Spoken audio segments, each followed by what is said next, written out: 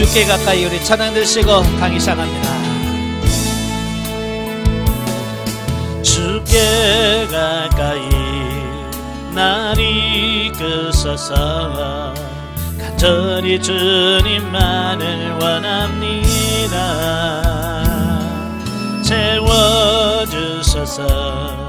주의 사랑을 진정한 찬양 들 수 있도록 주께 가까이 날 이끄소서. 간절히 주님만을 원합니다. 채워주소서. 주의 사랑을 진정한 찬양 드릴 수 있도록 목마른 나의 영혼 주를 부르니 나의 맘 만져 주소서. 주님만을 원합니다. 더 원합니다. 나의 맘 만져 주소서. 목마른 나의 영혼 주를 부르니 나의 맘 만져 주소서. 주님만을 원합니다. 더 원합니다. 나의 맘 만져 주소서. 아멘. 기도하겠습니다. 은혜로우신 아버지 감사합니다. 하나님께서 우리를 사랑하여 주셔서 귀한 훈련을 받게 하시고 이래 3년의 마지막 시간을 허락해 주셔서 감사합니다. 훈련받는 과정 속에서 하나님께서 우리를 지켜주시고 보호해주시고 이끌어주심에 감사합니다. 앞으로 남은 생에도 정말 하나님의 훈련 안에서 날마다 승리하는 우리들이 되어지게 하옵소서. 오늘 훈련 과정을 정리할 때에 성령께서 우리의 지각을 열으셔서 잘 정리해서 앞으로 살아가는 동안에 큰 아버님 밑거름이 될 수 있도록 성령님 도와 주시옵소서. 시정을 맡겨오며 예수님의 이름으로 감사하며 기도합나이다. 아멘. 예, 처음에 시작할 때 3년이 굉장히 길다고 생각했죠. 근데 벌써 3년이 지났고요. 오늘 이제 마지막 강의 하는 날입니다. 오늘 이 시간에는 훈련 과정을 요약하는 시간 갖도록 하겠습니다. 그러니까 우리가 훈련 과정을 시작하면서 첫 번째 우리가 내기둥 4단계에 대해서 정리를 그때는 뭐예요? 밑그림을 그려준 겁니다. 여러분이 훈련 받으면서 이렇게 이런 과정을 거쳐서 이런 삶을 살게 될 겁니다 라고 하는 그 밑그림을 그려줬다면 이제 오늘은 이제 3년 과정을 마무리하는 시간으로서 총 정리하는 시간입니다. 네, 우리가 그동안 이렇게 해서 이렇게 성장했는데 과연 내가 그런 모습에서 잘 돼 있나? 예.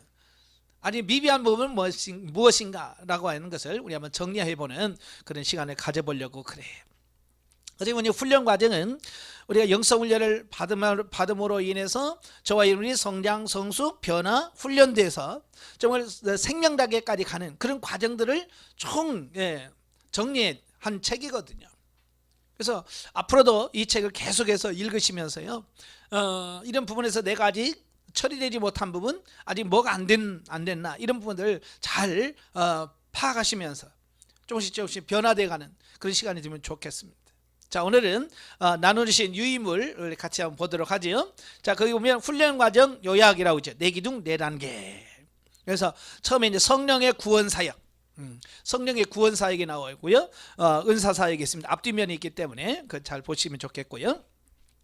이제 성령의 구원 사역, 우리가 내기둥은 다 아시죠? 내기둥은 뭐예요? 성령의 구원 사역, 성령의 은사 사역, 그 다음에 영성적 물질 관계, 영성적 대인 관계라고 하는 우리를 영성을 형성하는 데서 크게 4기둥이 있다. 이걸 이미 다 아시죠? 예, 그동안 수없이 들어왔기 때문에 그건 다 아실 거예요. 예. 그 중에서 이제 첫 번째 기둥이 이제 성령의 구원 사역이에요.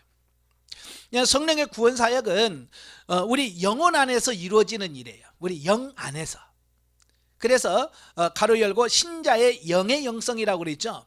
이게 뭐냐면 하나님을 믿는 성도의 영 안에서 이루어지는 일이다. 그래서 신자의 영의 영성이라고 별칭이 붙어 있습니다. 예. 그래서 이제 성령의 구원 사역을 잘 보면 이제 네 단계가 있죠. 처음 단계는 자연 상태, 윤리 단계, 진리 단계, 생명 단계, 이렇게 네 단계가 되어 있는데요. 제가 이제 영성 훈련을 하면서 이런 부분들, 영이 성장한다는 것, 참 영이 보여진다면 참 좋겠어요. 그죠?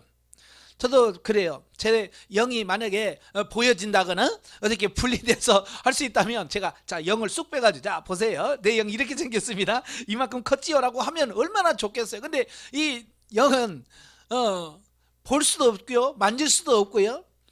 그래요. 그래서 이 영을 설명한다는 게 참 어려워요. 예수님도 마태복음 보면 천국에 대한 말씀을 참 많이 하시거든요. 예, 참 주님께서 외치신 메시지가 뭐예요? 회개하라, 천국이 가까이 왔다 그랬잖아요. 예, 천국이 왔다는 거예요. 그래서 이 사람들에게 야 천국이 왔어 라고 얘기해도 뭐 보여지는 게 있습니까? 만져지는 게 있어요. 천국에 대해서는 뭐 보여지는 것도 만져지는 것도 아무것도 없는 거예요. 그러니까 그 천국을 설명을 해야 되겠는데 우리는 봤어야 알죠. 이제 우리도 그러잖아요. 뭐 하면 나 봤는데 그치? 그러면 돼요. 근데 이게 전혀 보지 않는 것을 설명하려면 참 힘들어요. 그죠? 저는 이제 뭐 많이는 아니지만 그래도 외국 여행을 좀 몇 번 다녀오다 보니까 이제 우리나라 이제 과일 같은 거 있잖아요. 이제 우리나라 과일하고 열대 과일하고 비슷한 거 있지만 전혀 다른 게 많아요. 근데 먹어서 기가 막히게 맛있는 거야. 근데 우리는 없어. 지금까지 한 번도 본 적도 없고 맛본 적도 없어. 그걸 어떻게 설명합니까? 아 이거 있잖아, 그거 우리나라에 그 뭐 같은 거 있잖아, 호박 같은 거 있지, 생긴 거 그렇게 생겼어. 그러면서 우리나라에 비슷한 것을 가지고 그걸 설명을 하는 겁니다. 그러니까 이해가 될 것 같은데 안 되는 거죠. 왜? 왜 안 봤으니까. 우리도 그래. 영이라고 하는 부분도 우리가 직접 보고 만져진다면 쉽겠지만 안 되는 거예요. 그래서 예수님도 천국은 마치 씨 뿌리는 자의 비유 같으니, 천국은 마치 그물과 같으니, 겨자씨와 같으니라고 해서 예수님도 계속해서 뭐요? 비유로 설명할 수밖에 없어요. 왜? 안 보이니까. 천국을 볼 수가 없고 만질 수도 없는 그런 실제로 존재한다는 말이에요. 영도 마찬가지예요. 이 영도 실제로 우리 안에 있잖아요. 영 없는 사람 있어요, 없어요? 여러분 안에 영 없는 사람은 여기 이 자리에 있으면 안 돼요. 최소한 어디 가 있어야 돼? 지금 병원 영안실은 가 있어야 돼. 영이 없는 사람은 최소한 영안실은 가 있어야 돼요. 그러냐 묘지에 있든지. 다 지금 우리 안에 다 영이 있단 말이에요. 영이 있기 때문에 우리가 이렇게 살아 움직인단 말이에요. 교회 안 다니는 사람도 다 영이 있습니다. 불교 다니는 사람도 영이 있고요. 다 영이 있습니다. 단 그 영이 하나님과의 관계에서 죽어 있느냐 살아있느냐 이 차이예요. 그러니까 거듭나고 중생한 사람은 영이 살아있는 거예요. 하나님에 대하여. 그러나 믿지 않는 사람들은 하나님에 대하여 영이 죽어 있어요. 그 차이예요. 우리는 영이 있습니다. 그러나 많은 사람들은 그 영을 인식을 하고 있느냐. 많은 사람들이 영이 있다는 건 알지만 심지어 우리 교회 다니는 사람도 신앙생활 오래 한 사람도 영에 대해서 무감각합니다. 심지어 영에 대해서 이야기하면 이상하다고 얘기해요. 그만큼 영을 인식하고 인지하고 깨닫는다는 게 쉽지 않다는 얘기예요. 그래서 저도 영성훈련하면서 제일 힘들었던 게 뭐냐면 보이지 않는 것을 설명하려고 하니까 너무 힘들었던 거예요.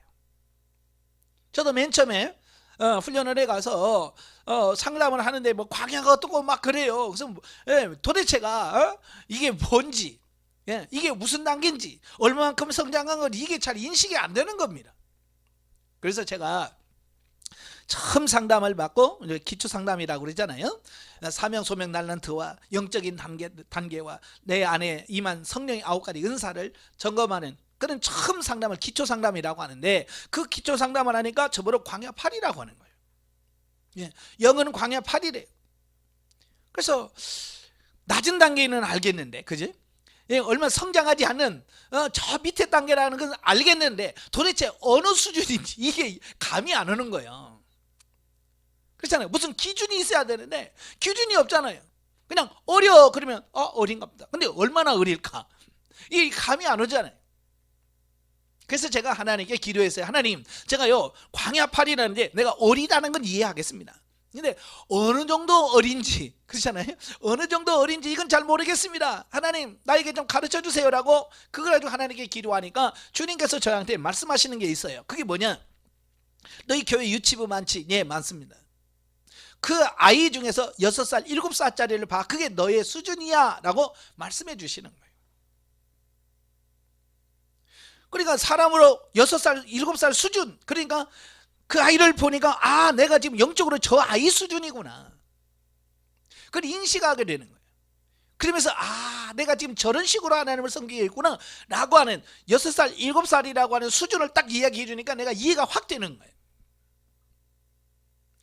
그러면서 그 다음부터 상담받고 오면 하나님, 그러면 이건 어디 수준입니까? 그러면 이제 유치원 졸업했다, 네, 가나안 막 들어가서 하나님 가나안 들어갔다는데요, 그러니까 이제 너 초등학교 입학한 거야 라고 성령께서 계속해서 그걸 저에게 가르쳐 주신 겁니다.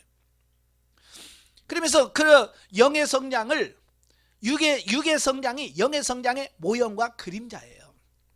그러니까 육신의 성장을 잘 보면 그 육신의 성장 안에서 뭘 볼 수 있냐? 영의 성장을 이해할 수 있게 되어지는 거예요. 그래서 제가 이런 영적인 성장을 부분을 육신적인 성장과 비교해 보면, 자, 제가 미리 한번 그려놔 봤어요. 자, 우리 사람 영적인 단계가 애굽 단계가 있고 광야 단계가 있고 가나안 1단계, 가나안 2단계, 가나안 3단계, 가나안 4단계. 여러분 상담 받으면서 계속 많이 들으셨죠? 예, 이제 가나안 1-몇입니다, 3-몇입니다 라고 말씀을 드렸어요. 자, 여기서 애굽 단계가 있는데 애굽 단계는 우리 사람으로 말하면 태아예요. 태아, 엄마 뱃속에 있는 상태. 이미 생명은 있지만 아직 출생하지 않는, 쉽게 말하면 거듭나기 이전의 상태를 애굽 단계다라고 표현합니다. 자, 그래서 애굽 단계에서 태아에서 몇 개월을 삽니까? 보통 10개월을 살지요. 네, 10개월 살아. 마찬가지로 이스라엘 백성들이 애굽에서 몇 년을 살았어요?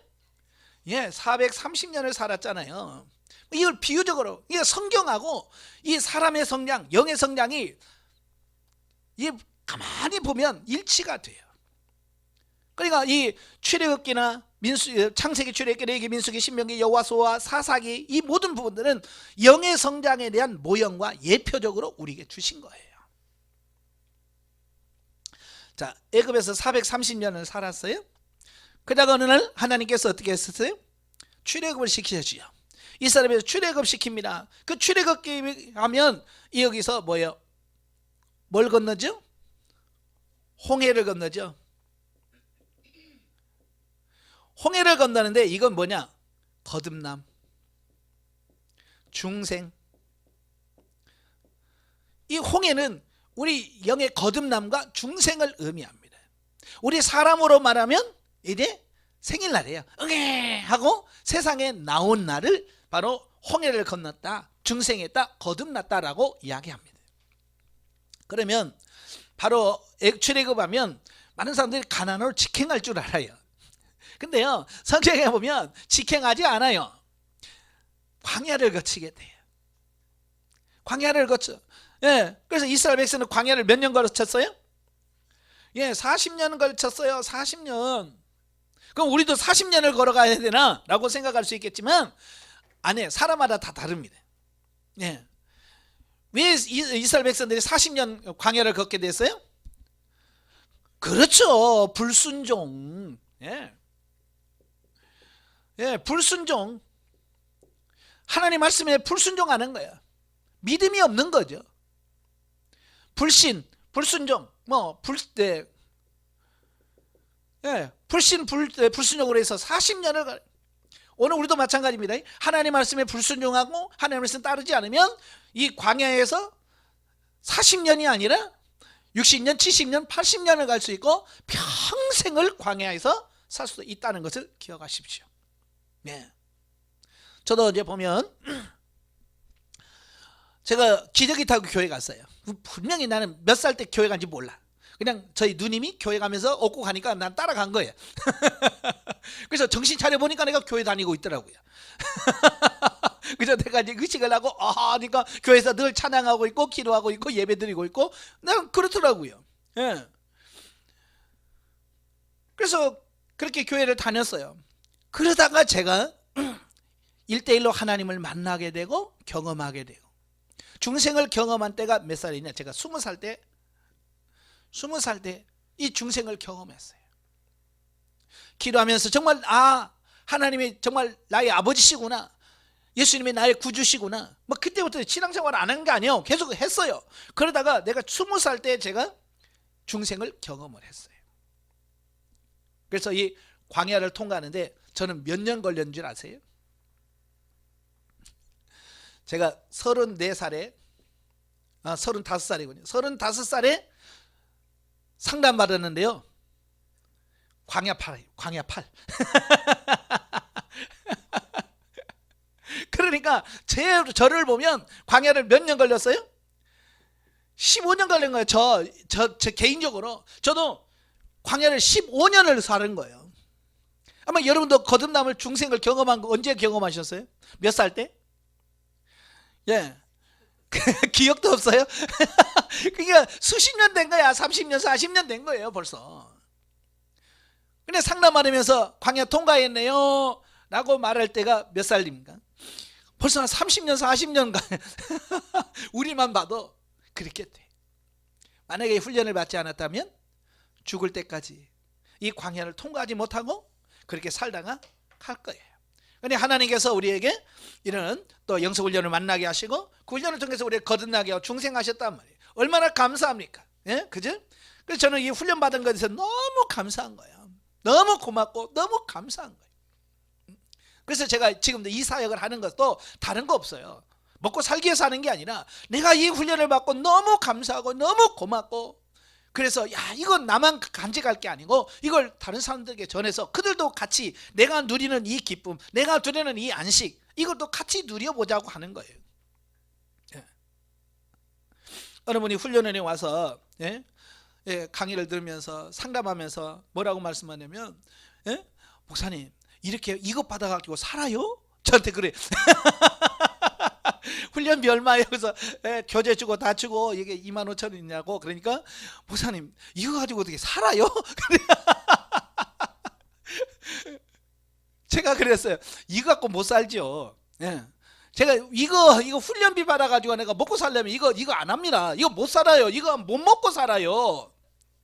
단 내가 이 훈련을 하는 것은 먹고 살기 위해서가 아니라 내가 너무 이 훈련을 통해서 변화되고 새로워진 게 너무 크고 감사해서 그걸 같이 누리면서 같이 살자고 하는 거지. 내가 먹고 살자면 이거 안 합니다. 저는 겨울에 붕어빵 장사해도요, 여기보다 얻는 수입보다 많을 거예요. 그러나 붕어빵 장사해가지고 영혼을 살릴 수가 없어요. 그렇죠? 이 일을 해야 돼. 이걸 해야만 영혼을 살릴 수 있기 때문에 하는 거예요. 자, 이 광야는 사람으로 말하면 유치원입니다. 광야하면 유치부예요. 아시겠죠? 그 유치부 생활을 보시면 어때요? 내 생활을 자기 멋대로 하긴 하지만 어른다운 삶을 못 살잖아요. 쉽게 말해 사람다운 삶을 못 살아요. 우리 교회가 왜 시끄럽습니까? 여러분, 교회에 여러 부서가 있죠. 유치부가 있고 유년부가 있고 초등부가 있고 어느 부가 제일 시끄러워요?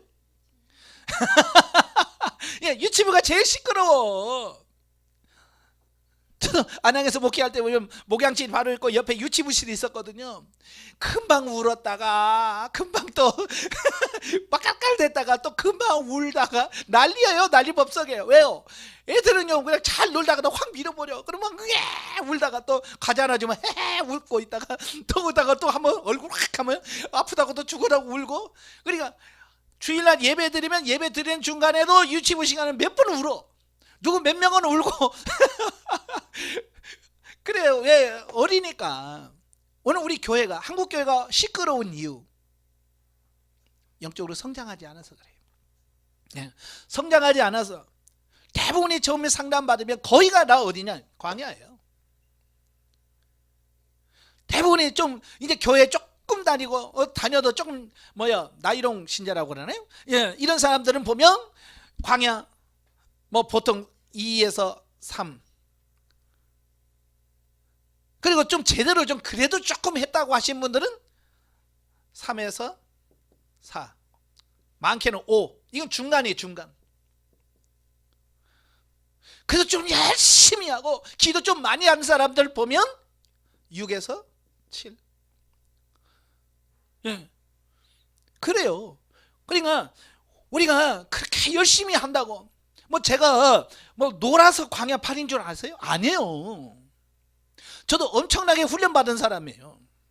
목발을 거의 8년을 짚고 다니면서 기도원에 수없이 다녀서 금식하면서, 예? 그러면서 제가 열심히 한다고 했는데 광야 8밖에 안 됐더라고요. 네, 모르니까. 어떻게 해야 성장하는지를 잘 모르니까 그냥 열심히만 하면 되는 줄 알고 열심히 하면 그만했어요. 그래서 이제 이 광야를 통과하고 나면 이제 사람으로 말하면 이제 가나안의 1단계 들어오잖아요. 가나안 1단계가 뭐냐? 초등학교 수준입니다. 가나안 1단계는 초등학교 수준이에요. 그러다가 이제 여리고가 무너졌어요 라고 말하죠. 가나안 2-5 여리고가 무너졌어요 라고 하면 중학교 입학하는 겁니다. 그래서 가나안 단계면 중고등학교 수준이 가나안 2단계. 자, 2단계 중고 하면 생각나는 게 뭐예요? 사춘기. 그지? 사춘기만 없으면 좋겠죠. 근데 다 사춘기를 거친단 말이에요. 영적으로도 성장해 가면서 갈등과 고민하는 시기가 바로 이 시기예요. 예. 그 다음에 좀 더 성장하면 가나안 3단계는 대학 청년부 시기. 그러면 생명 단계는 뭐냐? 이제 성인. 결혼해서 가정을 꾸려서 죽기까지의 단계를 생명 단계다라고 이렇게 말씀드릴 수 있어요. 그러니까 우리 사람으로 보면 애굽은 태아, 광야는 유치부, 가나안 1단계는 초등학교 수준, 가나안 2단계는 중고등학교 수준, 가나안 3단계는 대학 청년부 시절, 그 다음에 가나안 4-5 이상 가나안 4는 성인 단계의 삶이다. 이건 이제 사람의 성장과 영의 성장을 비유적으로 이렇게 보여줄 수 있는 이런 부분이죠. 자, 이걸 머릿속에 딱 기억해 놓으시고요. 정리하시고 이제 보시면, 자, 각 네 기둥마다 뭐가 있다고 그랬어요? 네 단계가 있다고 그랬죠. 자, 처음에 성령의 구원 사역에 있어서 1단계는 무슨 단계라고 그랬어요? 자연 상태. 자, 이 자연 상태라고 하는 것은 뭐냐면, 자, 거기 보면 정의가 나와 있어요. 영혼이 자기 존재를 발견하고 인식하는 단계다.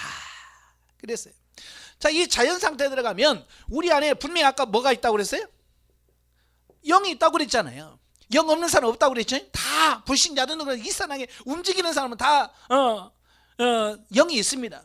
그러나 그 영이 하나님을 만나고 자기 자신을 인식, 내가 누구인가, 이걸 영을 인식하고 있는 사람과 인식하지 못하고 있는 사람. 그래서 이 단계에서는 뭐냐, 자기 안에 있는 영을 인식하는 단계나 발견하고 인식하는 단계. 쉽게 말하면 내 안에 영이 있지만 영혼을 인식하지 못하고요, 발견하지 못합니다. 그래서 영성훈련 안 받은 분들한테 영이 어디 있냐라고 물어보면요, 영이 여기 있죠. 영은 여기 있죠 라고 얘기하는 거예요. 왜? 봤어야죠. 예, 그래서 자기 생각과 이게 영인 줄 알고, 이 마음이 영인 줄 알고, 그런 거거든요. 그런데 분명히 뭐라고 그랬어요? 우리 안에 영이 있고요, 그 영의 존재를 확실하게 이거구나 라고 인식을 하는 그 단계가 자연 상태라 그 말. 그래서 이 단계의 특징은 뭐라고 했어요? 육신 중심이요, 자기 중심이고, 감정에 치우치고 진리를 알지만 행할 능력은 없다는 겁니다. 예. 그래서 이 단계에 있는 사람들은 영이 성장하지 않고 어린 상태이기 때문에 제대로 하나님에 대해서 알긴 하지만 살 수 있는 능력이 없는 이런 부분들을 보게 돼요. 그래서 제가 옛날에 유치부 애들 보면 여러분 기도할 때 눈 뜨면 돼요 안 돼요? 안 돼요 그러죠. 그죠? 잘 알아요. 너무 잘 알아요. 이거 하면 돼요 안 돼요? 안 돼요. 예배 시간 떠들면 돼요 안 돼요? 안 돼요 그러죠. 근데 떠들어. 자, 기도 시간 눈 뜨면 안 되죠? 네. 근데 기도 마치고 아멘 하면 꼭 하는 애가 있어. 목사님 왜? 얘 눈 떴어요. 그 너는 어떻게 하냐? 그렇잖아요. 그러니까 알긴 알지만 못 살아. 이게 많은 분들이 이 자연상태에 있는 사람들은 나름대로 알긴 알아요.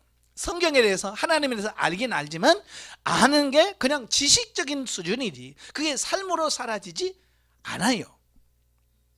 그러니까 그것 때문에 갈등하고 고민하고 있는 거죠. 그래서 이 자연상태에 있는 사람들의 숙제가 뭐라고 그랬어요? 영 발견. 내 안에는 영혼의 존재를 발견하는 거예요. 이 발견하는 방법은 두 가지라고 그랬어요. 인격 분리, 그 다음에 뭐예요? 본체적 분리. 인격 분리라고 하는 것은 먼저 본체적 분리라고 하는 것은 실제로 내 안에 영과 육이 서로 분리가 되어서 서로를 인식하고 알아가는. 쉽게 말하면 예전에는 뭐라고 했냐면 이걸 입신이라고 그랬어요. 입신이라고 하는데 성경적인 용어는 아니에요. 그래서 제가 입신이라는 말을 잘 안 써요. 그러니까 뭐라고 그래요? 입신이라든지 이런 과정을 거치면서 내 안에서 영이 실제로 분리가 되어지는 겁니다. 분리가 되어져서 서로가 바라보는 거, 제가 누구지? 똑같은 나. 마치 거울을 보는 것 같아. 근데 거울을 보면 거울은 뭐 똑같이 움직이지만 이 본질 분리는 그게 아니에요. 거울처럼 똑같은데 서로 행동이 달라요. 왜? 서로 인격이 다르니까. 그래서 상대방이 말하기도 하고 다른 행동을 하기도 하고. 그래서 기도하다가 그런 경험을 하기도 하고. 저 같은 경우도 제가 90년도에 3월 달에 기도하는데 제가 갑자기 기도를 막 하고 있는데 갑자기 제가 이렇게 누워져요. 누워지면서 뭐가 쑥 올라가는 느낌을 받아요. 쑥 올라가는데 제가 그때 느끼는 느낌이 뭐냐면 이게 죽는 거구나. 상황 속에서 내가 느끼는 게 그거야. 이게 죽는 거구나.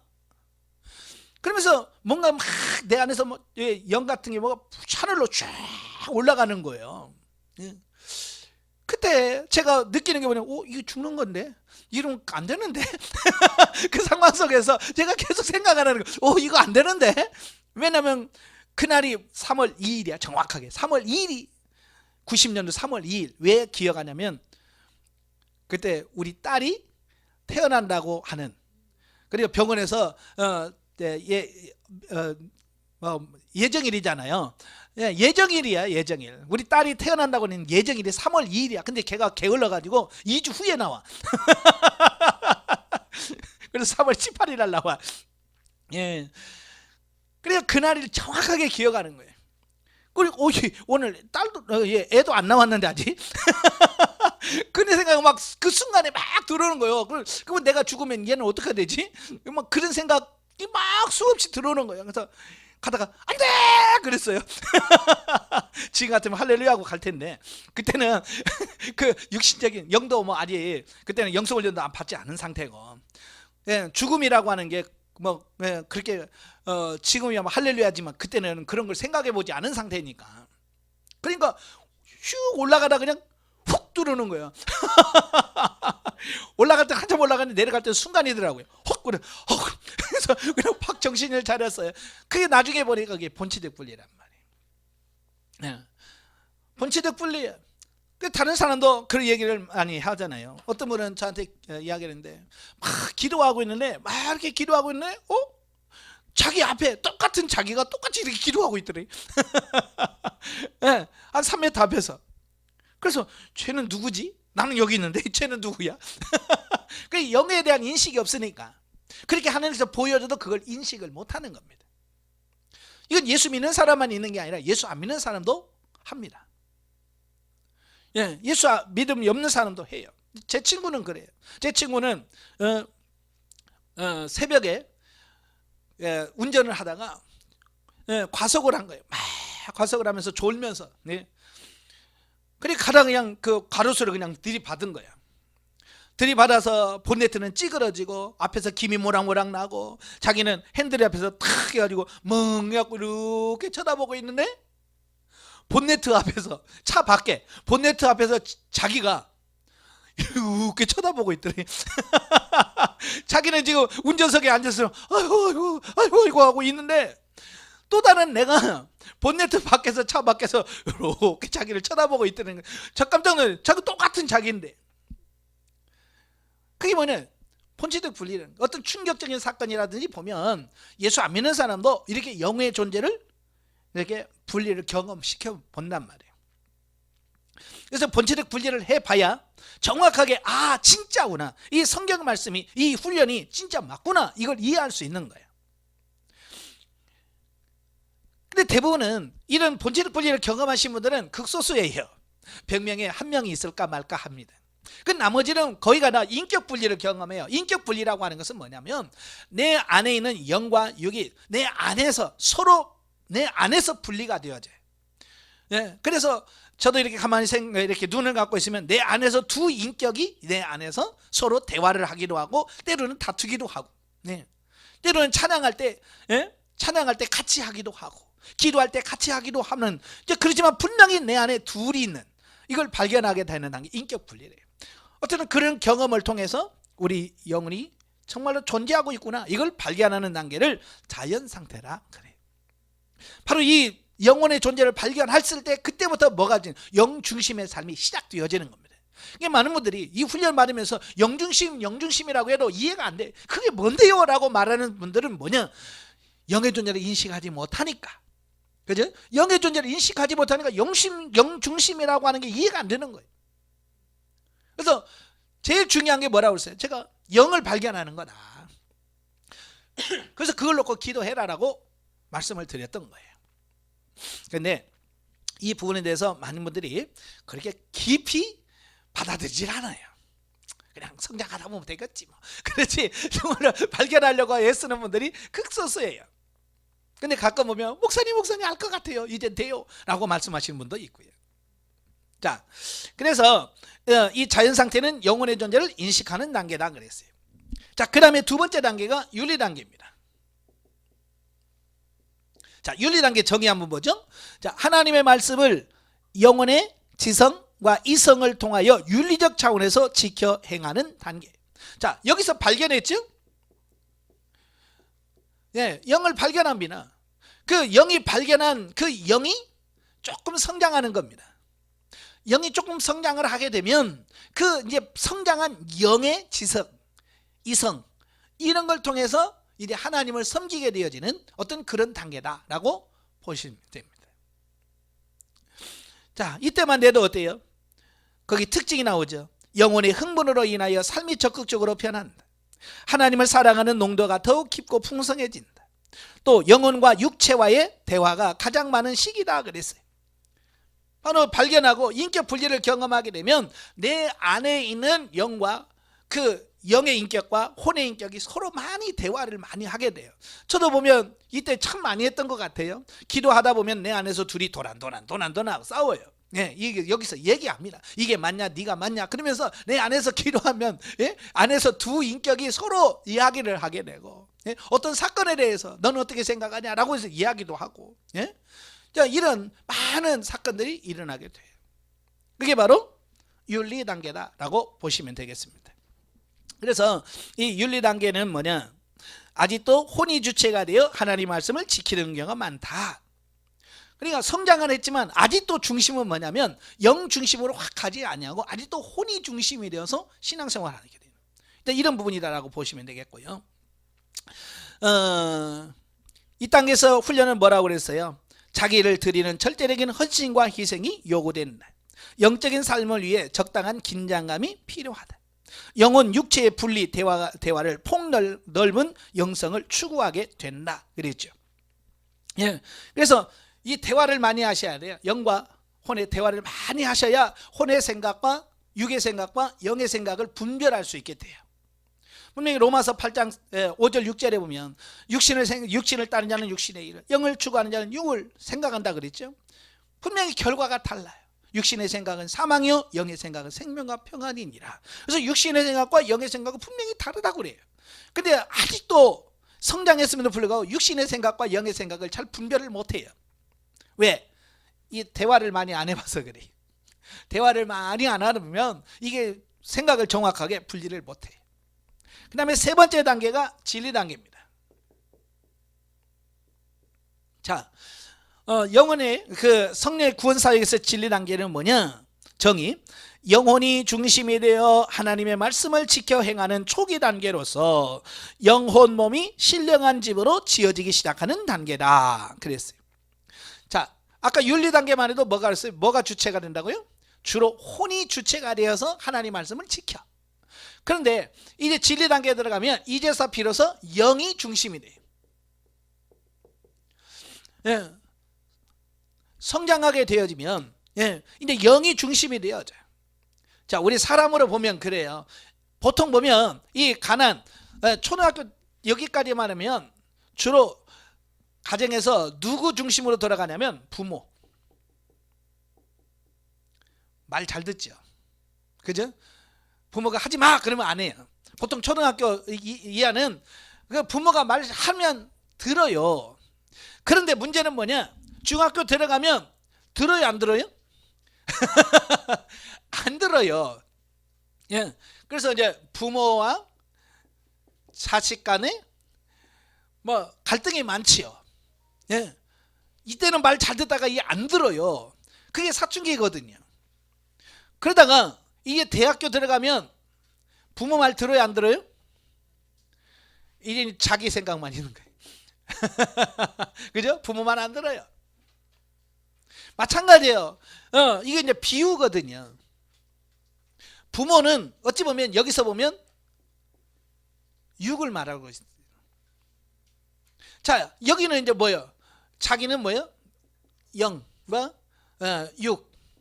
이게 막 갈등하면서 이게 들을 때도 있고 안 들을 때도 있고. 자, 그러면 여기는 뭐냐? 영 중심이라고 하는 것은 이제 영이 스스로 하나님을 향해서 기도하기도 하고 찬양도 하기도 하고. 그래서 영이 중심이 되어지는 어떤 그런 단계가 진리 단계다라고 이렇게 보시면 돼요.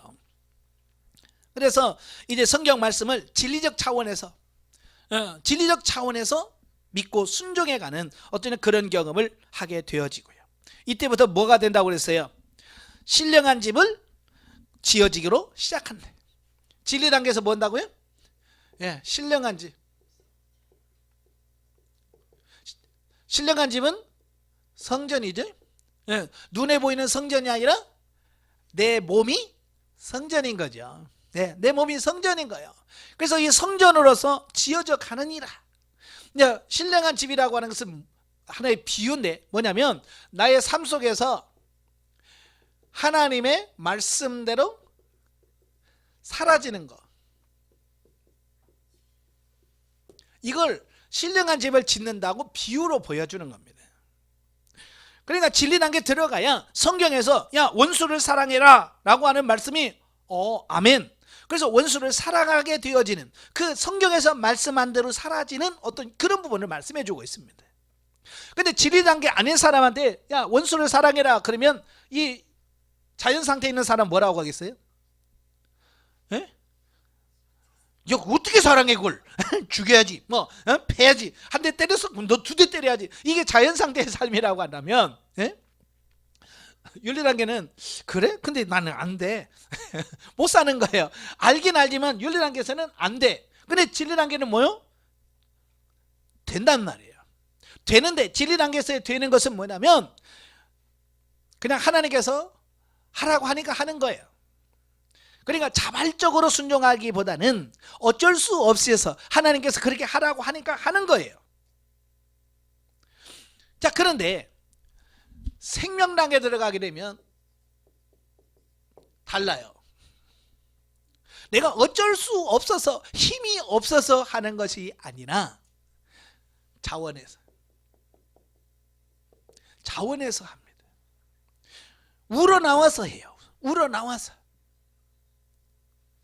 자, 우리가 이제 부모를 효도를 하라고 하면 여기는 뭐예요? 그냥 야 오늘 설날이야 세배 예예 세배 그냥 합니다. 그죠? 그리고 세배하고 뭐예요? 돈 주세요. 그렇죠. 이거 자연 뭐 스스로 우러나거나 뭐 그런 게 아니에요. 윤리 단계는 뭐예요? 아 설날이니까 해야지 뭐.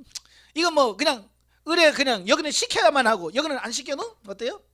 이제 조금 뭐 컸으니까 그냥 하는 거예요. 윤리적으로 그냥 설날이니까 세배해야 되고 뭐 세뱃돈 주시려면 주고요, 말면 말고요. 이제 그래요. 이 단계는 세뱃돈에 대해서 그렇게 목매지 않아요. 자, 진리 단계 들어가게 되면 어때요? 이제 제법 의식 갖춰서 한복도 입고 막 그래서 딱 해요. 그렇지만 뭐예요? 정말 부모의 은혜가 고맙고 감사해서가 아니에요. 그냥 어른이 됐으니까 어른이 됐으니까 그냥 해야 되는 거예요. 그러나 이때는 뭐냐면 생명 단계는 뭐냐면 이제 자기도 결혼해서 애 낳고 보니까 뭐예요? 애 키우는 게 이렇게 힘들구나. 이제 그걸 할 때 우리 엄마도 나를 낳고 이렇게 기를 때 힘들었겠지. 이제 그걸 생각하면서 이제 부모를 그냥 명절에 그냥 가는 게 아니고 정말 이 안에서 정말 이렇게 하나 낳기도 안 낳는 하나도 키우기 힘든데 우리 부모님은 아이고 6, 7 낳고 얼마나 힘들었을까. 그죠? 그냥 그 마음이 이해가 되어지니까 그냥 거기 부모한테 가서 사랑합니다. 고생하셨어요. 고맙습니다. 이게 나오는 거예요. 그러니까 고맙습니다라고 하는 말도 다 감사합니다. 다 해요. 새해 복 많이 받으세요라고 하지만 그 마음에서 정말 우러나와서 하는 것은 생명락에 들어가서 가능하는 영의 성장에만 그게 가능하다. 자, 그래서 우리 이 성령의 구원 사역은 우리 영 안에서 이루어지는 거라고 그랬어요. 예. 그래서 첫째 자연 상태는 영의 존재를 발견하고 윤리 단계는 발견된 그 영으로 이제 하나님을 섬기기 시작하는 단계라고 보면 되겠고요. 그러면서 진리 단계에 들어가면 이제는 영이 중심에 되어서 살아가게 되고 순종하게 되고 이제는 생명 단계에 들어가면 물론 영 중심이죠. 중심이 되어지는데 정의를 보시면 신령한 집이 완성이 되고 삼위 하나님이 내주내제하심으로 하나님의 거룩한 말씀으로 살아 생명이 되는 단계다 그랬어요. 자, 신령한 집이 완성이 됐어요. 진리 단계에서 건축이 시작되다가 결국 가나안에 들어가게 되면 신령한 집이 건축이 되어집니다. 보통 가나안 4-7이면 신령한 집이 건축이 되어지고 내주내제합니다. 용어 해설에서 내주내제에 대해서 설명을 드렸어요. 자, 내주라는 것은 내 안에 들어가서 거한다. 거주. 우리가 집을 사면 어때요? 그냥 집만 사놓고 놔둡니까? 아니죠. 이삿짐 쌓아 들고 그 안에 들어가잖아요. 그걸 거주, 주자거든요. 그래서 삼위 하나님이 내 안에 들어와서서 거하셔요. 그러면 그냥 내 안에만 들어와서 그냥 가만히 있는가? 아니죠. 여러분 내가 산 집에 들어가면 그냥 가만히 있어요? 우리 집이야 그러고 가만히 앉아있어요? 아니죠. 그 안에서 뭐예요? 살림을 하잖아요. 그죠? 열심히 살림도 하고 그래서 안에서 뭔가 살면 뭔가 거기서 뭔가 나오잖아요. 밥이 나오기도 하고 이런 삶이 나오는 것처럼 바로 내 죄라고 하는 것은 하나님이 내 안에 거하심으로써 삶에서 나타나는 여러 가지 일들이 나오게 돼요. 봉사도 하게 되고 사랑도 하게 되고 하나님이 내 안에 거하심으로 하나님과 교제도 하고 교통도 하고 그러면서 그 관계 속에서 생명이 풍성하게 넘치는 그런 삶이 되어지는. 자, 이렇게 해서 네 단계를 이렇게 성령의 구원사역의 네 단계를 볼 수 있고요. 자, 그 다음에 옆에 보시면 성령의 은사사역이라고 되어 있어요. 자, 성령의 은사사역은 뭐라고 그랬어요? 우리 육체 영성이라고 붙어 있죠. 별칭이 육체 영성이라고 되어 있어요. 왜? 아까 신자의 성령의 구원사역은 신자의 영 안에서 이루어지는 성령의 역사라고 한다면 바로 성령의 은사사역은 우리 육체에서 일어나는 일들이에요. 자, 육체 영성은 사실은 왜 필요하냐? 그 은사 체험 단계에서 보면 왜 하나님께서 굳이 우리에게 은사를 덧입혀 주시려고 하는가라고 하는 부분은 우리 인간이 뭐 했기 때문이냐면 타락했기 때문에 그래요. 의인은 없나니 하나도 없다고 그랬어요. 그러니까 우리 사람치고 정말로 하나님의 말씀대로 살 수 있는 존재는 하나도 없는 거예요. 다 치우치고 다 범죄하고 다 타락했어요. 그래서 하나님의 말씀대로 사는 자가 있나 찾아보니까 하나도 없는 거예요. 결국 하나님의 말씀대로 살아야 우리가 구원을 받는데 사는 자가 하나도 없어. 그럼 구원 받을 수 있어요, 없어요? 없지요. 그래서 하나님께서 뭐라고 말씀하냐면 그래서 내가 너에게 육체에다가 은사와 능력을 덧입혀 주셔서 하나님의 말씀대로 살 수 없는 우리에게 그렇게 말씀대로 살 수 있게 만들어 주시겠다라고 약속하는 거예요. 왜? 스스로 할 수 없으니까 은사와 능력을 덧입혀 주셔서 살 수 있게 만들어 주시겠다라고 약속해 주시는 겁니다.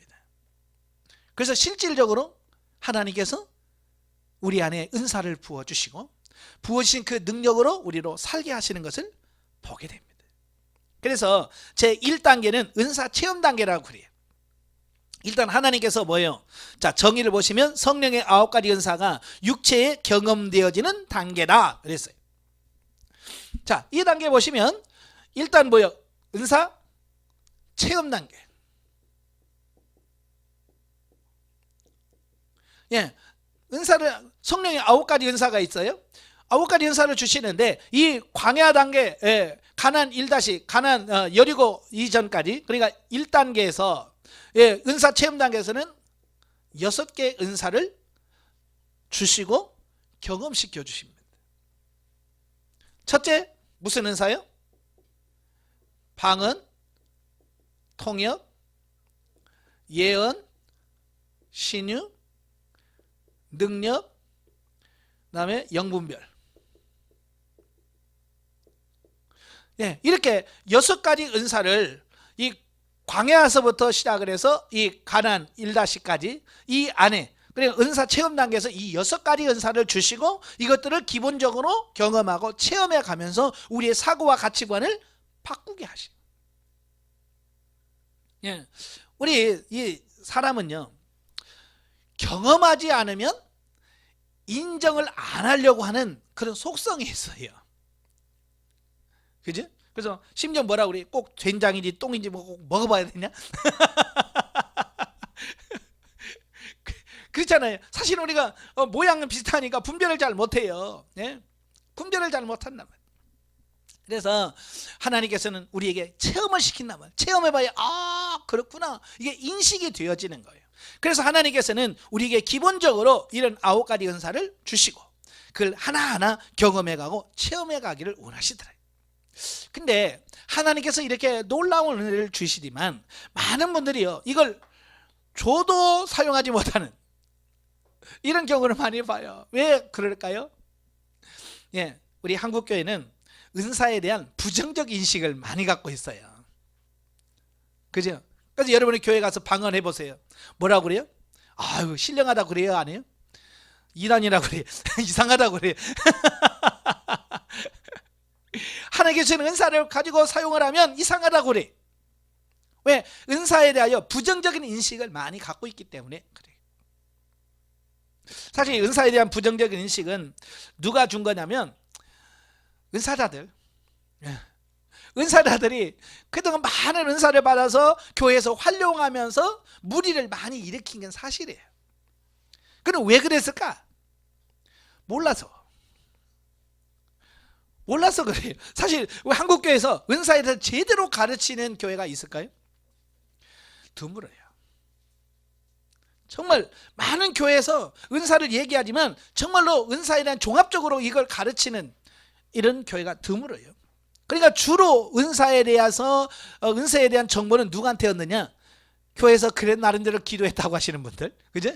나름대로 철학기도 하고 막 이런 분들한테 은사에 대해서 배워요. 저도 뭐 다 거기서 배웠죠. 뭐 어디서 배웠겠어요? 교회에서 방언 이야기를 거의 못 들었어요. 저 어렸을 때. 근데 권사님들하고 집사님들 산에 산기도 가다 보면, 야, 너 뭐 혀가 이렇게 되면서 뭐 무슨 말이 나올 건데 그 방언이야. 그래요?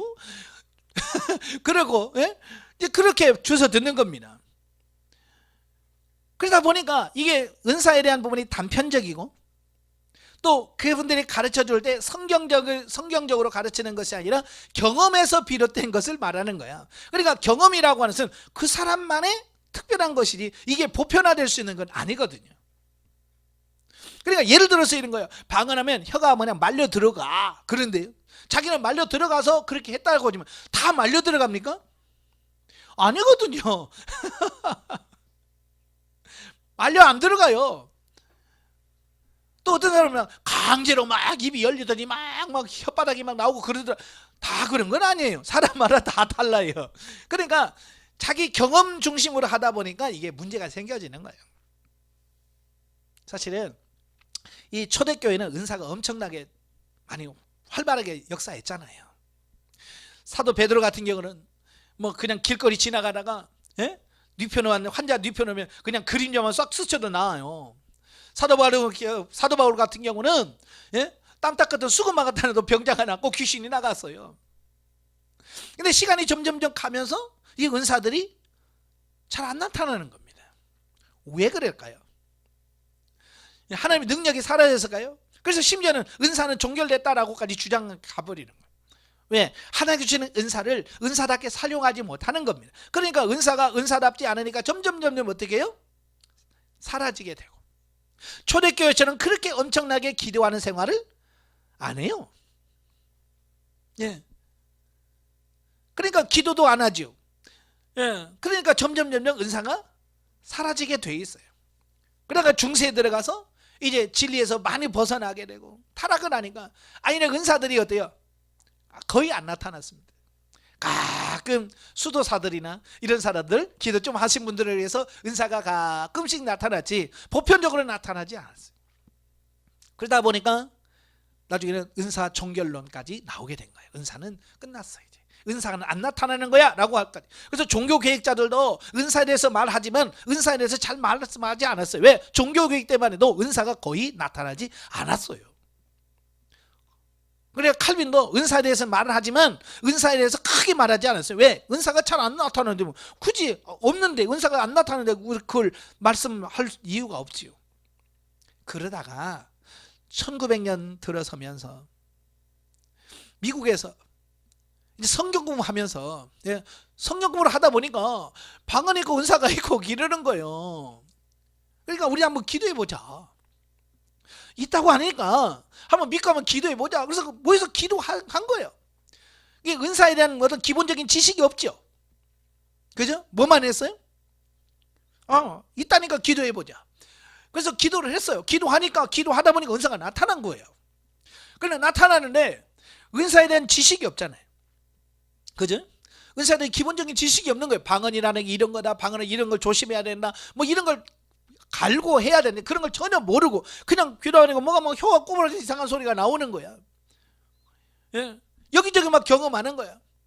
그러니까 그러다 보니까 은사에 대한 지식적인 정리가 없는 상태에서 은사가 나타나니까 그분들이 교회 가서나 이런 데 가서 정확하게 전달을 못하겠죠. 그게 뭔데? 방언이야. 그러면서 이제 뭐예요? 방언 못하면 구원 못 받았어 너. 뭐 이렇게 되면서 하면서 이제 교회가 분란이 일어나 시끄러워지는 거예요. 그래서 신학자들에게 은사를 가서 조사를 해와라. 그리고 신학자들이 자기들은 뭐 은사를 경험해 봤나요? 은사 모르잖아요. 자기도 모르지. 왜? 지금까지 가르쳐 본 적도 없고 배워본 적도 없고 해본 적도 없으니까. 그래서 결국은 뭘로 판단하냐? 윤리적으로 교회 덕이 되느냐 안 되느냐, 모범이 되느냐 안 되느냐, 이제 이런 거만 보는 거예요. 근데 뭐요? 방언하는데 교회에서 엉망이야 삶이. 그러니까 방언 받아봐야 저거 쓸모도 없어. 아무 도움도 없는 거야. 이제 이런 것만 쭉 나오는 거예요. 부정적으로 이렇게 나오게 되는 거예요. 그러니까 출발부터 잘못된 거죠. 그래서 미국에서 결국은 은사는 이거 안 좋아. 그래서 은사에 대해서 배격하게 되고요. 마침 그 시기에 우리 한국교회에서 또 미국으로 유학을 많이 가셨어요. 신학자들이 많이 유학을 가서 신학 공부를 하는데 미국에서는 이제 은사에 대해 부정적인 인식을 이미 쫙 퍼진 상태에서 신학교에서 은사는 종결돼서 라고 가르쳤거든요. 그러니까 거기서 배워와가지고 여기 와서 우리 한국교회는 1903년 원산, 또 1907년에 평양 대붕 운동을 하면서 막 은사들이 확 하면서 기도 운동이 일어나면서 은사가 막 나타났거든요. 근데 거기 가서 배운 사람들이 은사 종결돼서 라고 해서 기도부를 확 꺼버린 거예요. 그래서 계속해서 강대상에서 은사는 종결됐다 없다. 그러니까 점점 기도불이 식어지고 은사가 사라지게 돼요. 그래서 점점 우리 한국교회가 뭐예요? 점점 타락하게 되고 힘이 없고 능력이 없는 교회가 돼버리는 거예요. 그게 뭐냐? 성경적인 은사론을 가르치지 못하고 또 은사를 받은 사람들이 거기에 대한 은사에 대한 바른 교육이 없어서 바르게 살지 못해서 부정적인 인식을 이미지를 주었기 때문에 그렇대. 그래서 은사는 그렇게 막 함부로 하는 것이 아니에요. 예. 그래서 사도 바울이 고린도전서 14장에 보면 절제해야 된다, 덕이 돼야 된다, 이 부분을 쭉 얘기하는 이유가 뭐냐면 은사를 잘못 활용하게 되면 도리어 그게 나쁜 영향을 줄 수 있기 때문에 그렇다. 그래서 은사를 정확하게 배우고 하셔야 돼. 자, 처음에 은사 체험 단계예요. 그래서 은사를 체험시켜주면 방언을 체험하게 되고 그러면서 오, 이게 방언이구나, 그러면서 경험하면서 내 가치관이 바뀌어지는 겁니다. 그 다음에 이래 은사가 잘 나타나다 보니까 두 번째 단계가 실용 단계입니다. 실용이라고 하는 말 자체에서 뭐예요? 예, 보여주듯이 예, 자기의 육신 중심으로 육신의 이익, 예, 육신의 이익을 위하여 은사를 써먹는 단계가 되는 거예요. 이제 이런 것들이 가장 무서운 거죠. 그러니까 은사에 대한 부정적인 인식을 심어줬던 부분도 이 부분이에요. 은사를 하나님을 위하여 써야 되는데 자꾸 육신의 이익을 위해서 써먹는 겁니다. 그러다 보니까 신학자들의 입장에서 보면 저걸 하나님을 위해서 써야 되는데 왜 자기 이익을 위해서? 그건 잘못된 거야 라고 그냥 정죄하게 되는 어떤 이런 부분이 되어지는 거죠. 근데 이 부분도 성장해 가는 과정인데 아까 말씀드렸죠. 이 단계는 중고등부예요. 사춘기예요. 여러분 사춘기 때 사고 칠 수 있어요 없어요? 있죠. 사고 쳤다고 저런 나쁜 놈, 저런 놈이 안 돼, 너는 싹수가 노래, 그래가지고 완전 따돌려 버리면 그 다음에 그거 과정을 거치면서 어른이 돼서 그 사람이 어떻게 될 줄 알아요? 그렇잖아요. 마찬가지예요. 그런 단계가 있어요. 그런 단계를 거치면서 정리가 되어져서 어른이 되어져 가는 거거든요.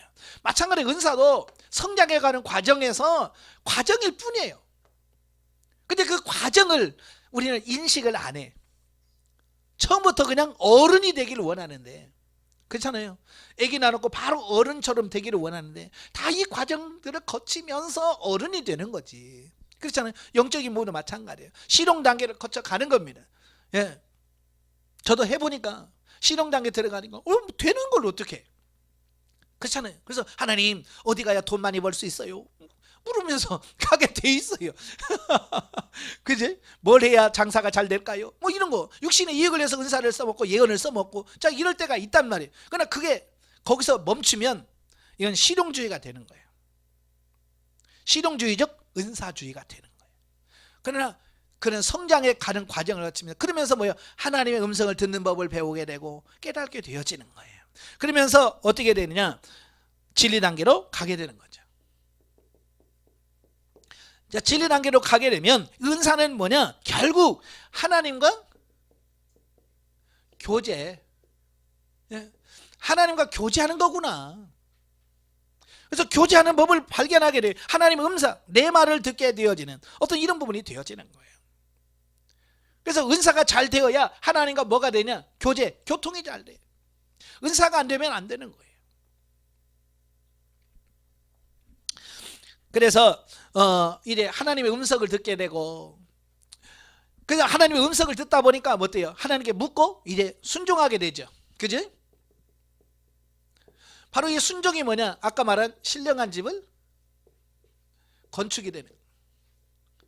이때 하나씩 묻고 하나님 어떻게 할까요? 라고 묻고 주님의 말씀을 순종할 때 신령한 집이 하나씩 지어져 가는 겁니다. 그래서 비유적으로 해서 하나님 이건 어떻게 할까요? 그래서 순종하면 벽돌 몇 장 다 쌓아놓고 또 하나님 어떻게 하면 될까요? 그래서 문 하나 얻어서 문짝 하나 짜고 이렇게 하나씩 순종하면서 그 집이 하나씩 정리가 되어지는 것처럼 이 진리 단계에서 하나님의 음성을 듣고 그 말씀대로 순종해 가요. 예. 그래서 제가 그러죠. 묻지 않고 행하면 안 된다. 묻는 게 안 되면 영성이 안 된다라고 표현하는 이유가 하나님과 교제의 기본이 뭐냐면 묻는 겁니다. 사람도 그러잖아요. 대화를 하는데 물어야 대화가 될 거 아니에요. 그렇잖아요. 그냥 뚝 있으면 대화가 됩니까? 하다못해 식사하셨어요? 뭐 건강은 어떠세요? 라고 물을 때 나 요즘 괜찮아요. 나 밥 먹었어요. 뭐 먹었어요? 나 아침에 뭐 먹었는데. 그러면서 대화가 되는 거예요. 그러니까 묻는 것이 대화의 가장 기본이에요.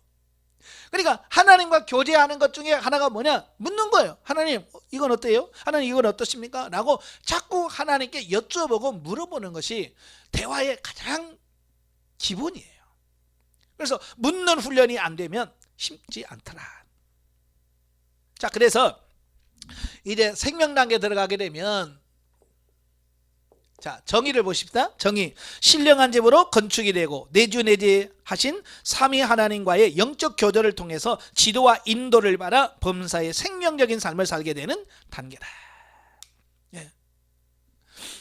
자, 신령한 집이 건축이 돼요. 여기서부터 짓다가 완성이 된다고 그랬죠? 아까 설명드렸어요. 완성이 돼요. 완성이 되면 어때요? 이제 그 안에 들어가서 차분하게 거기서 이제 삶을 누려지는 이런 부분들을 보게 되죠. 그래서 이제 그 하나님과 평범하게 교제하고 교통하고 하나님께 묻고 하나님 어떻게 할까요? 그래서 사는 거예요. 여러분도 이제 아까 내주내지는 아까 내주내지라고 그랬죠? 이건 사람으로 말하면 결혼식이라고 할 수 있어요. 사람이 결혼식. 이제 하나님과 결혼해요. 그래서 하나님은 나의 신랑이시고 나는 하나님의 신부로서 부부로서 살아가는 단계를 바로 생명 단계다라고 말씀드릴 수 있어요. 예, 그래서 이제 결혼식을 하게 되면 어때요? 이제 둘이 사랑을 하면서 살림을 해가면서 그렇죠. 그래서 가정을 꾸려가잖아요. 마찬가지로 하나님과 나와의 관계 속에서도 이렇게 계속 교제하고 나누면서 살아가는 그 삶을 생명 단계의 삶이다라고 말씀드릴 수 있어요. 자, 그 다음에 넘겨서 영성적 물질 관계입니다. 세 번째 기둥이 영성적 물질 관계예요. 성령 물질 관계. 자, 우리가 세상에 살아가면서 물질 필요해야 안 해요? 나 물질 없어도 살 수 있어요? 예? 어떤 분은 참 물질 없어도 살아요. 나는 물질 없으면 난 못 사는데.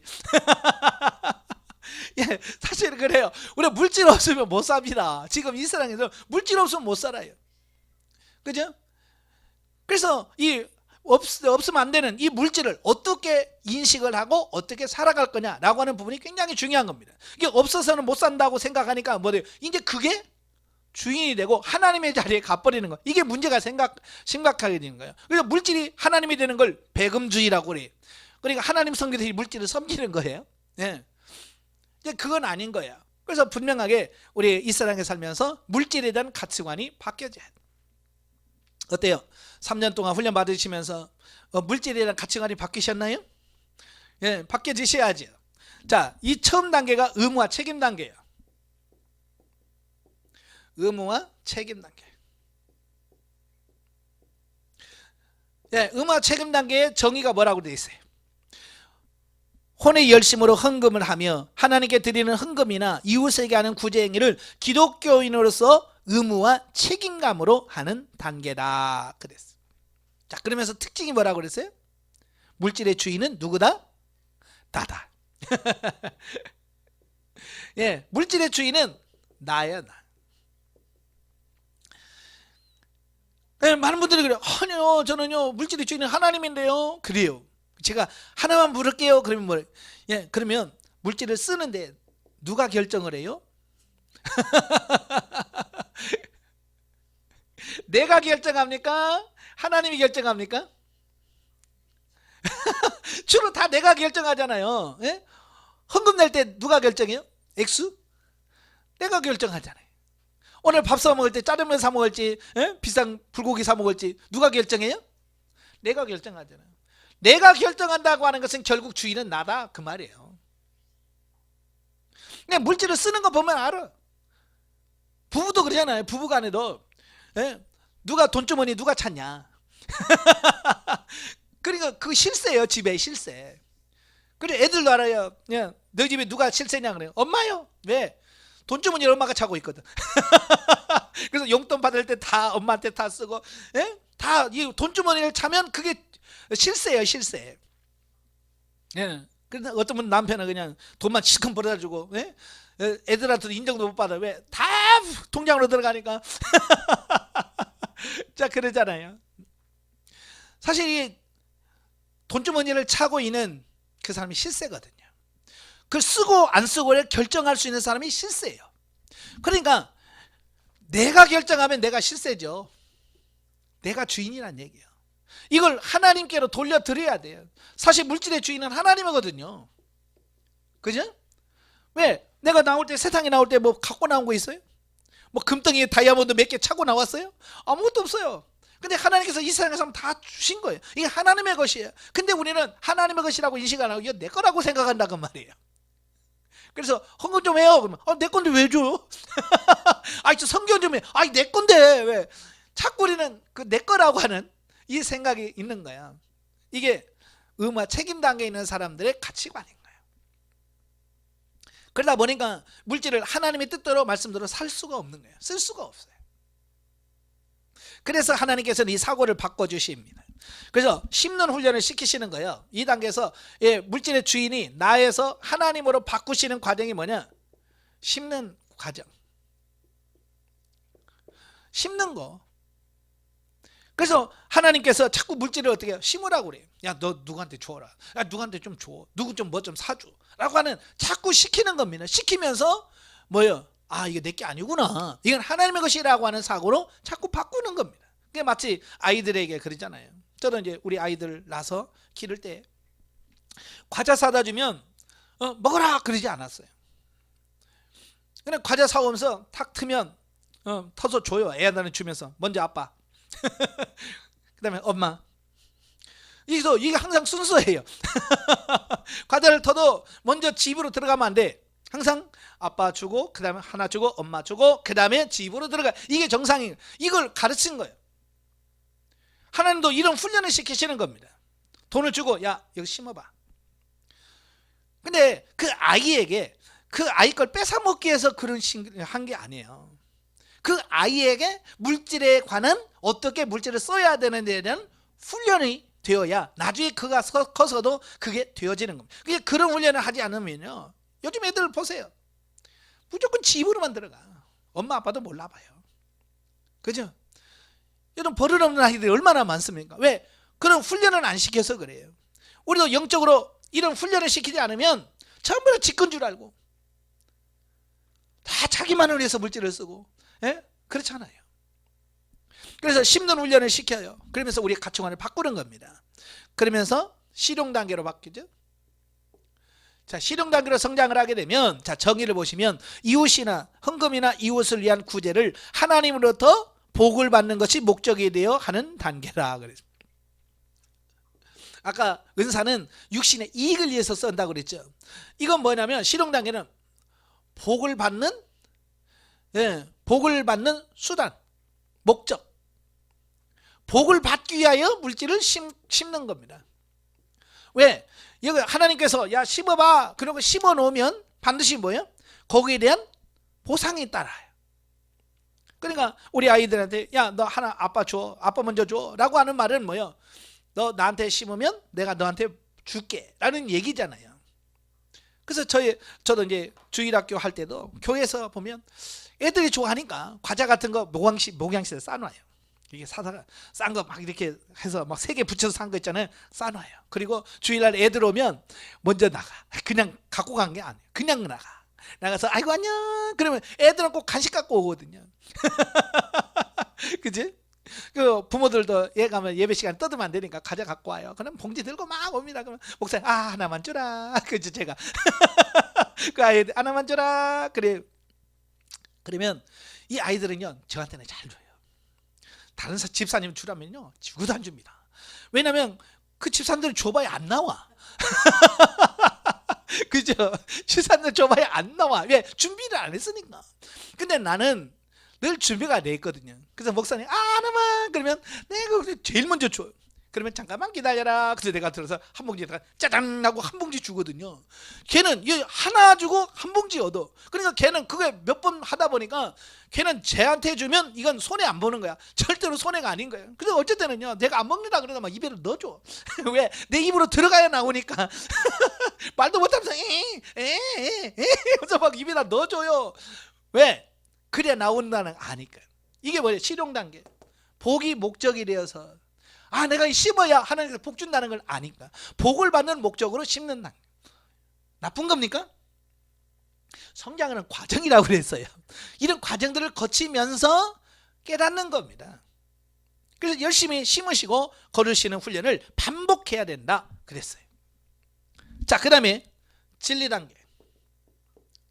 진리 단계 들어가게 되면 이제 심고 거두는 단계요. 물질에 대한 소유의 개념이 하나님의 것으로 확신되어져서 이제 진리로 심어 의의 열매로 거두게 되는 것이다.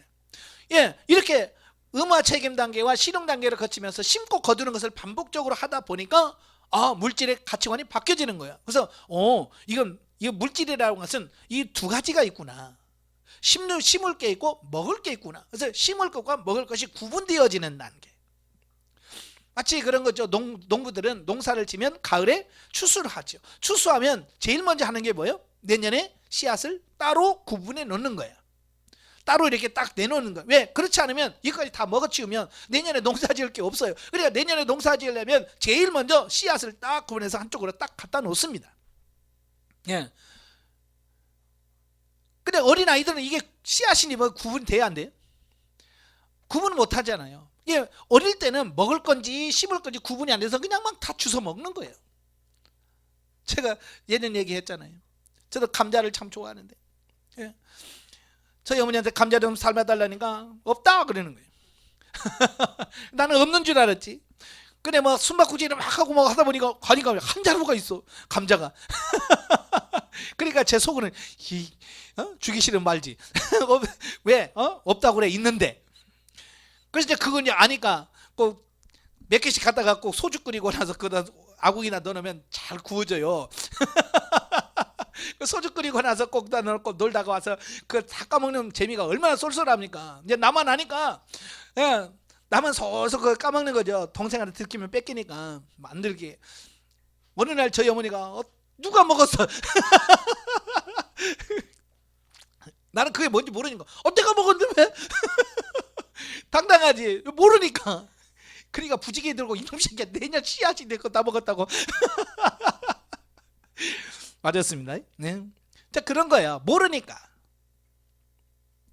다행히 동네에서 씨를 얻어다가 심었기 때문에 그 다음에도 그 감자를 먹었어요.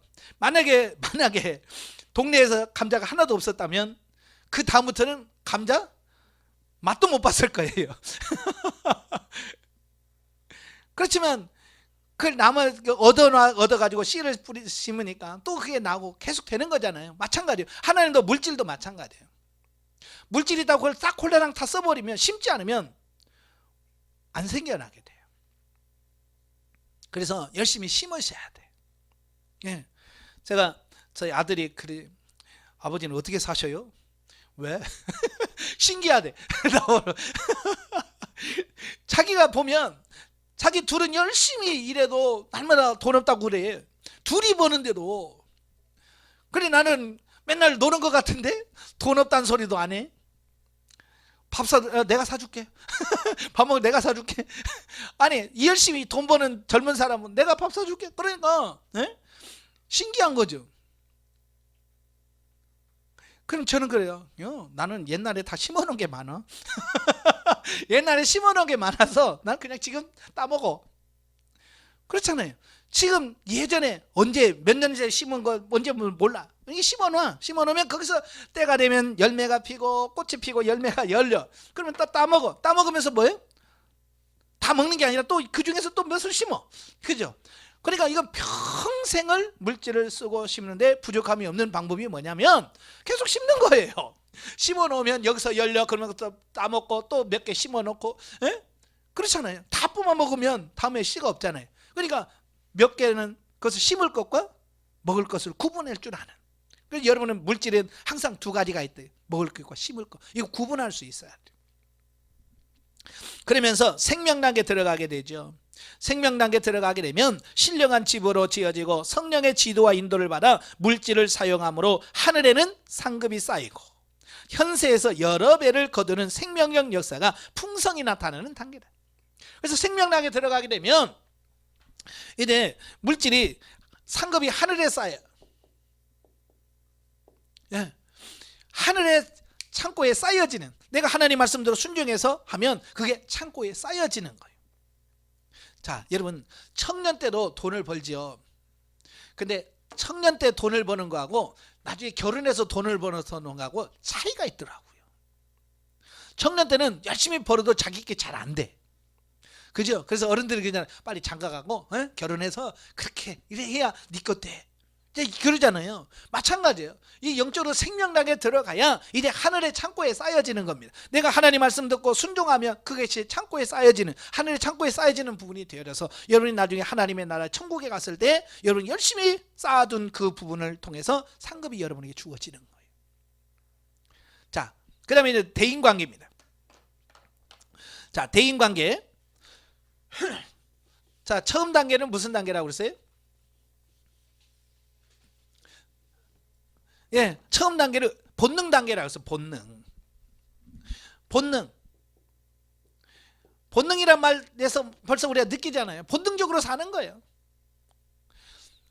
여러분 짐승들 보면 다 본능으로 살잖아요. 마찬가지예요. 우리 인간도 인간이라고 하는 그 본능적인, 그래서 본능이라고 하는 것은 하나님과 상관없이 형성되어진 윤리, 자, 그걸 말해요. 그러니까 사회의 일반적인 윤리 기준으로 이웃을 대하는 단계다. 그러니까 보통 사람들이 사는 것처럼 그냥 사는 거예요. 하나님과 통제, 간섭 없이. 그러니까 사람과 만나도 하나님께서 야, 그거 만나지 마라. 만나서 뭐 하라 라고 하나님의 통제를 받으면서 이걸 해야 되는데 하나님의 통제 없이 그냥 내가 좋으면 가서 만나서 그냥 하는 거예요. 이걸 본능이라고 얘기하는 겁니다. 그러니까 내 기분과 감정이 주인이 되어서 행한다. 물질과 똑같아. 주인이 누구예요? 나요, 나. 그래서 내가 기분 나쁘면 그냥 기분 나쁜 대로 하고, 기분 좋으면 기분 좋은 대로 하고, 내 주인이 나예요. 이게 본능당에서 핵심이라고 말씀드릴 수 있어요. 그래서 이걸 바꾸기 위해서 하나님께서 우리에게 붙여주는 존재가 있죠. 파트너. 네, 파트너를 붙여주어서 하나님께서 본능적으로 살고 있는 우리를 훈련을 시켜서 이제 하나님의 말씀대로 살 수 있는 존재로 만들어가는 거예요. 이게 훈련이 들어가는 거죠. 네. 그래서 하나님께서 이 파트너를 붙여주십니다. 자, 그래서 이 파트너와 열심히 훈련하다 보면 성장을 해요. 성장을 하면 둘째 단계에 무슨 단계 들어가요? 윤리 단계에 들어갑니다. 자, 본능은 하나님과 관계가 없어요. 하나님과 별로 관계가 없이 대인관계를 맺습니다. 그러나 윤리 단계에 들어가게 되면 이제 사람과 사람 사이에 하나님이 중간에 낍니다. 그러니까 하나님의 시각으로 사람을 보게 돼요. 같은 사람이라도 윤리 단계에서는 예를 들어서 남편, 왜 남편입니까? 예, 남의 편이라고 해서 남편이래. 아내들이 자기 편 안 들고 맨날 남의 편만 든다고 해서 제 남편 남의 편 든다고 남편이래. 예, 이 남편을 대할 때도 그러니까 하나님이 뭐 짝지어준 남편을 인식이 안 돼. 저 왼수 어쩌다 내가 만나가지고 이렇게 생각이 되는 거예요. 본능이니까. 그러나 이게 좀 성장해서 훈련을 열심히 하다 보면 윤리 단계에 들어가면 하나님이 붙여주셨구나. 자식도 마찬가지예요. 저 어쩌다가 저런 걸 나가지고 이게 본능이에요. 근데 윤리 단계는 하나님께서 내게 저 영혼을 주셨구나. 그래서 하나님을 의식하는 이 부분까지가 윤리 단계가 돼요. 그래서 우리가 대인관계에서 보면 이제 힘든데도 뭐야? 하나님께서 붙여주셨으니까. 네, 그런 거죠. 하나님께서 짝지어 주셨으니까, 하나님께 내게 붙여주셨으니까 라고 하면서 그걸 극복해 가는 것이 윤리 단계다라고 보면 돼요. 자, 그러면서 진리 단계로 들어가게 되면 이제 영이 주체가 되어서 대인관계를 맺게 되는 시점으로 상대방을 통해서 하나님이 말씀하고 있다는 것을 인식하는 단계다. 그래서 이제 상대를 통해 하나님의 음성을 들어요. 그래서 상대방 사람을 통해서 하나님이 내게 말씀하시는, 그게 남편의 말씀이 하나님의 음성으로 들려줘요. 아내의 음성이 하나님의 음성으로 들려줘야 돼. 근데 그게 잘 안 돼. 그죠? 다른 사람 말은 하나님의 음성으로 잘 들리는데 남편의 말은 잔소리로 들려. 그죠? 아내의 말이 잔소리로 들려. 왜? 진리적인 삶이 아직 안 돼서 그래요. 그래서 제가 여러분들에게 정말 대인관계에서 내가 진리 단계에 들어갔나 안 들어갔나를 뭘로 알 수 있느냐? 예, 부부간에 대화해보면 알아요. 예, 그 말이 하나님 음성으로 들리면 된 거고 아니면 안 되는 거예요. 자, 그러면서 이제 생명 단계에 들어가게 되면 영 중심으로 풍성한 대인관계의 삶이 흘러넘치는 단계로서 5가지 신분에 맞게 살아가는 삶에, 그래서 상대방을 사람으로 보지 않고, 사람 육으로 보지 않고 영으로 바라보게 돼. 영으로 바라보게 돼. 그러면서 그 사람을 이해가 되어지고 깨달아져. 그래서 사랑할 수 없는 사람을 사랑하게 되고, 이해할 수 없는 사람을 이해하게 되고, 용서할 수 없는 사람을 용서하게 되는 이런 부분을 보게 돼. 가끔 상담하다 보면 목사님 이해가 돼요? 저한테 그런 질문을 해요. 네, 이해가 안 되지만 이해하려고 합니다. 예, 그게 생명 단계에서 우리가 누릴 수 있는 부분들이에요. 자, 이렇게 해서 저와 여러분들을 이 1단계에 있는 우리를 2단계로 훈련시키시고 3단계로 4단계로 성장해서 우리에게 성인으로서 삶을 살아가도록 만드시는 그 작업이 이 훈련 과정이었던 거예요. 근데 어떤 분은 훈련을 잘 받은 부분들은 이게 생명 단계 같고요. 이 훈련이 잘 안 되신 분은 여기 안 됐을 거예요. 어떤 분은 지금 물질에서 지금 이 1단계에서 머무르고 있는 분이 있고, 물질은 2단계에 머물러 있는 사람도 있어요. 우리 사람도 보면 그러잖아요. 예? 다른 거 다 잘하는데 어느 부분만 안 되는 부분이 있거든요. 왜냐하면 그 부분이 아직 안 됐기 때문에 그래요. 그래서 여러분도 이 내 기둥을 잘 보면서 나는 지금 뭐가 잘 안 되고 있나? 물질이 안 되고 있나? 대인관계에서 안 되나? 은사가 잘 안 되고 있나? 이런 부분을 빨리빨리 보시고 그 부분을 훈련해서 빨리 생명 단계까지 끌어올리는 작업들을 하셔야 돼요. 그래서 모든 사람 내 기둥에 다 생명 단계에 들어가야 이게 영적으로 누려지는 풍성한 삶이 되어진다는 거 꼭 기억하시길 바랍니다.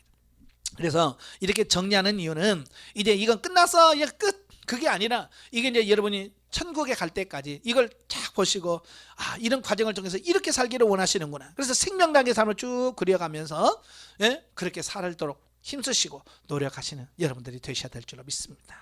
예, 기도하겠습니다. 은혜로우신 아버지, 우리가 그동안 3년 동안 우리가 배웠던 이 훈련 과정을 정리해 보았습니다. 우리 영혼이 성장하지 아니하고는 이런 삶을 살 수가 없습니다. 하나님의 훈련을 통해서 우리를 생명 단계까지 이끌어 주셨사오니 이런 삶이 우리의 삶 속에서 풍성히 사라지는 은혜가 있도록 도와주시옵소서. 앞으로도 계속해서 성장하고 성숙해 갈 수 있도록 우리를 도와주시옵소서. 예수님의 이름으로 감사하며 기도합나이다. 아멘. 하나님께 원합니다.